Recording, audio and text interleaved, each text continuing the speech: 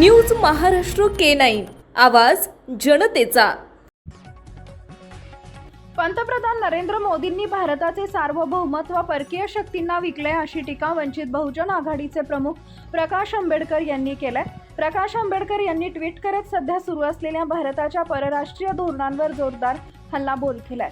प्रकाश आंबेडकर यांनी म्हटलंय की 8 जानेवारी 2025 रोजीच्या माझ्या निवेदनात अमेरिकेतून तेजस विमानांच्या इंजिनांच्या आयातीस झालेल्या 2 वर्षाच्या विलंबामुळे या स्वदेशी विमानाचं उत्पादन वेळेवर होण्यास होत असलेल्या विलंबाकडे मी लक्ष वेधलं होतं। मी यावर जोर दिला होता की हा आयातीतील विलंब अमेरिकेने हेतू पुरस्पूर घडवून आणलाय। प्रकाश आंबेडकर म्हणाले, मी माझा प्रश्न पुन्हा उपस्थित करतो, मोदी राफेल विमाने का खरेदी करतायत? रशियन बनावटीची Su-57E विमानं का नाही? मोदींनी स्वतःला अमेरिकेच्या हाती विकून टाकलंय। मोदींनी भारताचे सार्वभौमत्व परकीय सत्तांच्या हाती विकून टाकलंय असा घणाघात आंबेडकरांनी केलाय। महाराष्ट्रातील महत्त्वाच्या आणि ताज्या बातम्या पाहण्यासाठी आमच्या न्यूज महाराष्ट्र K9 चॅनलला YouTube वर सबस्क्राइब करा आणि बेल आयकॉन प्रेस करा।